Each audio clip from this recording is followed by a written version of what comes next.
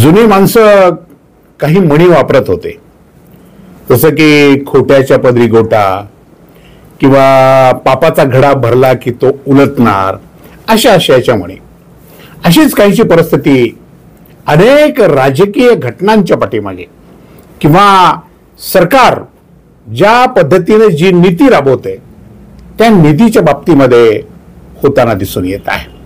आणि भारताचे पंतप्रधान किंवा भारतीय जनता पार्टी किंवा राष्ट्रीय स्वयंसेवक संघ, त्यांच्या संलग्न जेवढ्या म्हणून काही संस्था आहेत, या सगळ्यांनी 2014 पासून 2025 पर्यंत, आज तारखेपर्यंत, या क्षणापर्यंत देशातल्या जनतेला मूर्ख बनवण्याचं काम केलेलं आहे. सातत्याने खोटं बोलून, प्रत्येक गोष्ट वारंवार खोटं बोलून देशातल्या जनतेला मूर्ख बनवण्याचं काम केलं.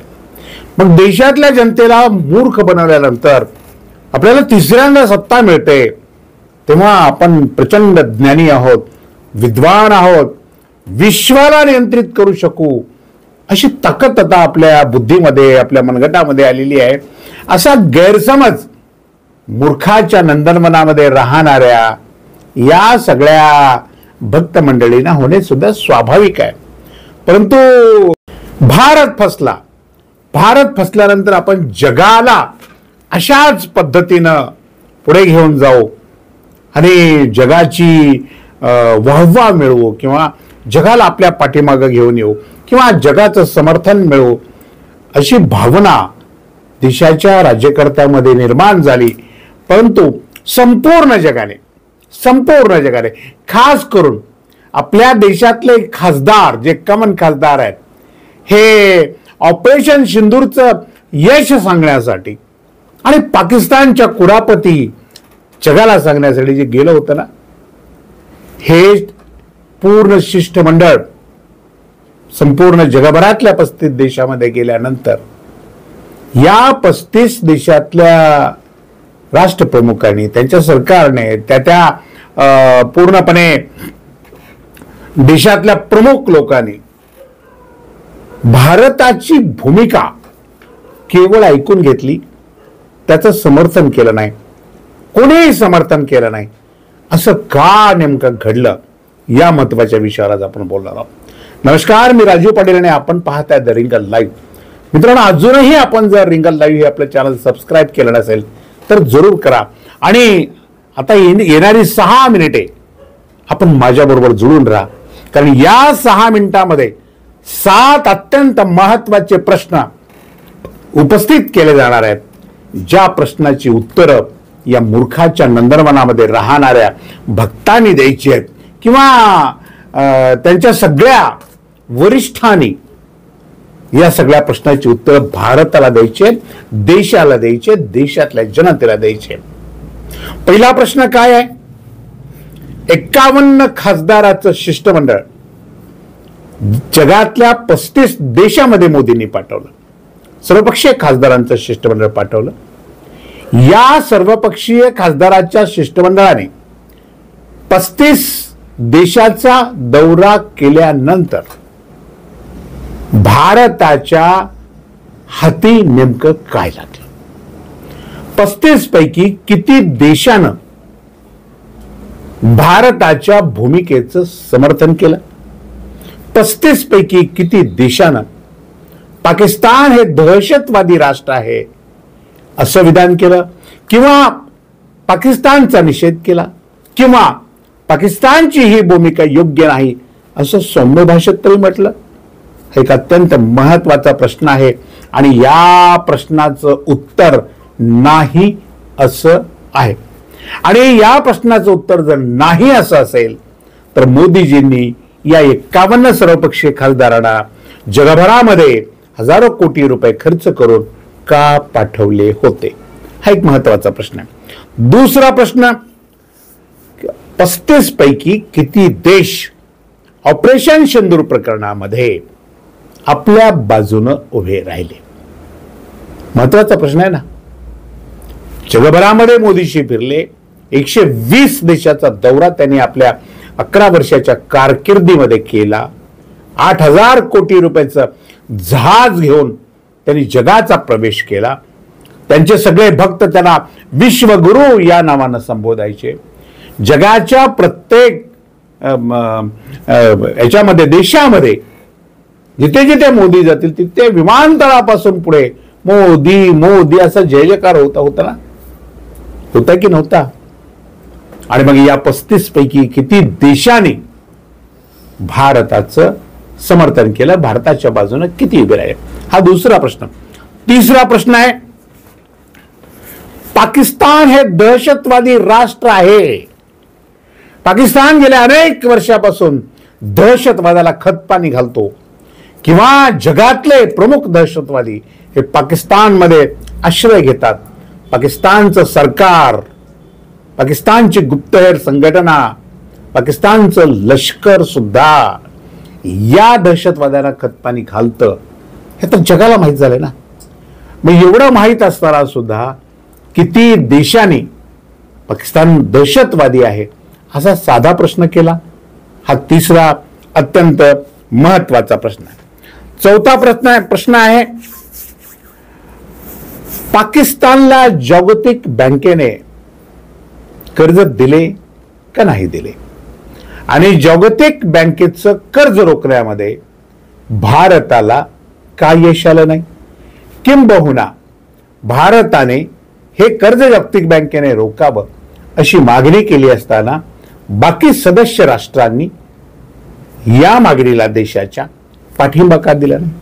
अत्यंत महत्वाचा विषय आहे, अत्यंत महत्वाचा विषय आहे.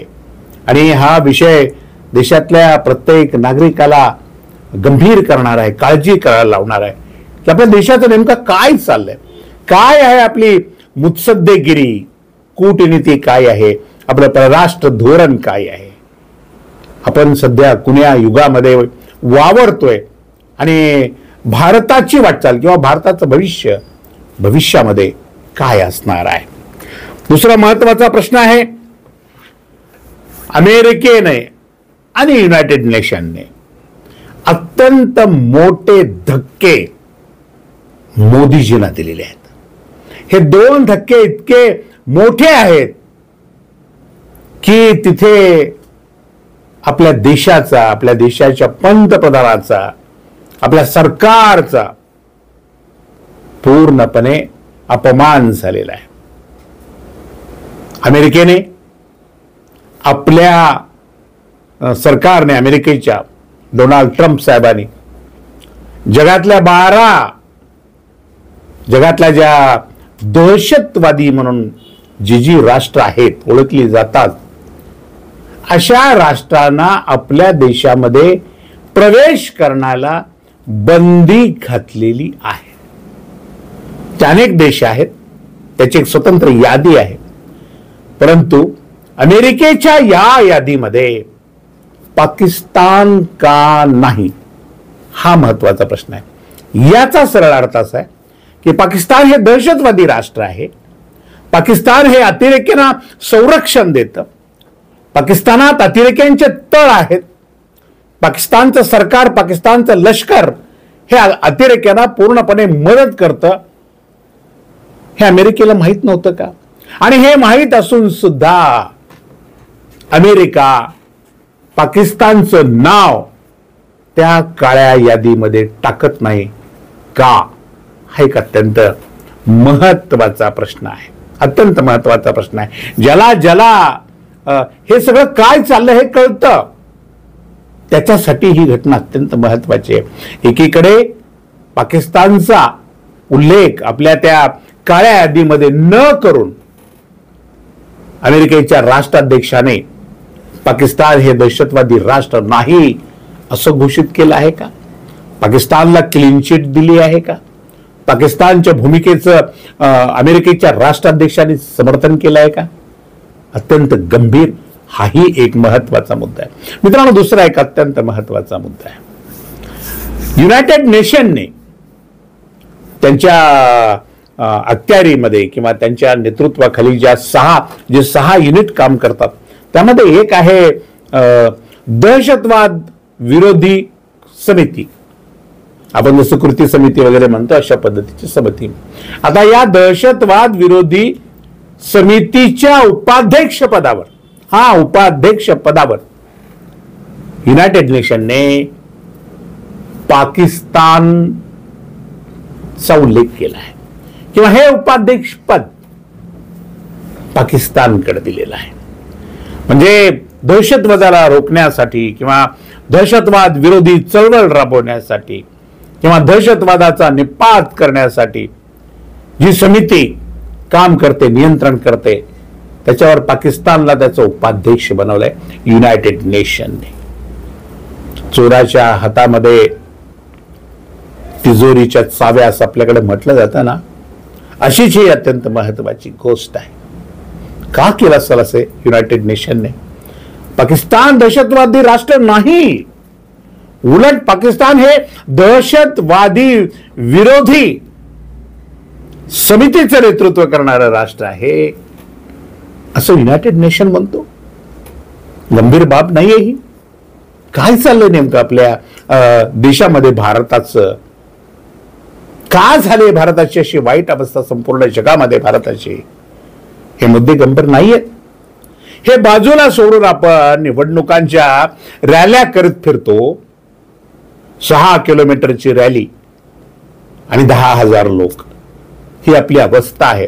आणि रॅलीमधून, सभांमधून आपण इशारे देत बसतो. सिनेमातले डायलॉग जसे मारले जातात ना, कादर खान वगैरे मंडळी असे डायलॉग मारतो. सुखानं रोटी खा, नाहीतर माझी गोळी तयार आहे. ह्याचे भाषण आहेत. ही पंतप्रधानाची भाषा आहे आपल्या देशाच्या. आणि मग हे यांची एवढी तयार असणारी गोळी डोनाल्ड ट्रम्पच्या आदेशाने बगलत का जाते? हाही एक महत्वाचा प्रश्न आहे. असे गंभीर प्रश्न आंतरराष्ट्रीय स्तरावर निर्माण झालेले असताना भक्ताचे हे जे सगळे मंडळी आहेत, हा जो संप्रदाय आहे पूर्णपणे भारतीय जनता पार्टीचा, हा संप्रदाय घरोघरी सिंदूर पोहोचवण्याच्या कामाला लागला होता गेल्या 15 दिवसापूर्वी.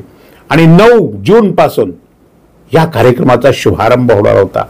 परंतु देशातल्या जनतेनं भारतीय जनता पार्टीच्या या अत्यंत नीच विचाराचा एवढा धिक्कार केला की संपूर्ण देशामध्ये भारतीय जनता पार्टीच्या या विचाराचा विरोध झाल्यानंतर भारतीय जनता पार्टीने आपली ही योजना गुंडाळून ठेवलेली आहे. मी माझ्या अनेक भागामध्ये म्हटलोय, सिंदूर हे नाव देतानाच भारतीय जनता पार्टीने देशाच्या सीमा, देशाचं लष्कर, दहशतवाद, पाकिस्तान यापेक्षा सुद्धा आपलं राजकारण, आपल्या निवडणुका डोळ्यासमोर ठेवून या ऑपरेशनला ऑपरेशन सिंदूर असं नाव दिलेलं होतं. आणि या नावाचा जास्तीत जास्त फायदा घेण्याचा प्रयत्न भारतीय जनता पार्टी देशामध्ये करणार होती किंवा आजही ती करते आहे. आंतरराष्ट्रीय स्तरावर भारताची नाचक्की होते का? आंतरराष्ट्रीय स्तरावर भारताच्या बाजूने सध्या कोणी उभा राहायला तयार नाही का? रशियासारखा आपला मित्र सुद्धा पाकिस्तानला 22,000 22,500 कोटी अमेरिकन डॉलरची तिथे गुंतवणूक करतं. भयानक आहे ना ही गोष्ट. म्हणजे पाकिस्तान हा अमेरिकेचाही मित्र होतो आणि रशियाचाही मित्र होतो. आणि आम्हाला आता कोणी मित्र उरत नाही.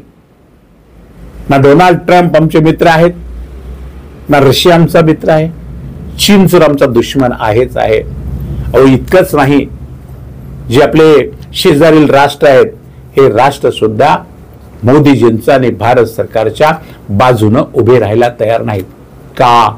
हा एक अत्यंत महत्वाचा प्रश्न आहे. एक नाही, हा गंभीर प्रश्न आहे. यावर चर्चा झाली पाहिजे. देशातल्या नागरिकांनी या संपूर्ण भारतीय जनता पार्टीला सातत्याने हे प्रश्न विचारले पाहिजे, कारण हे प्रश्न गंभीर आहेत, आपल्या देशाच्या दृष्टीने गंभीर आहेत, राजकारणासाठी महत्वाचे नाही आहेत. आपल्या देशाच्या सुरक्षेच्या दृष्टीने, आपल्या देशाच्या प्रगतीच्या दृष्टीने हे अत्यंत गंभीर बाब आहे. आज इतकंच. अशाच महत्वाच्या विषयावर रोखोक भाषा ऐकण्यासाठी पाहत रहा रिंगण लाईव्ह, आवाज महाराष्ट्राचा.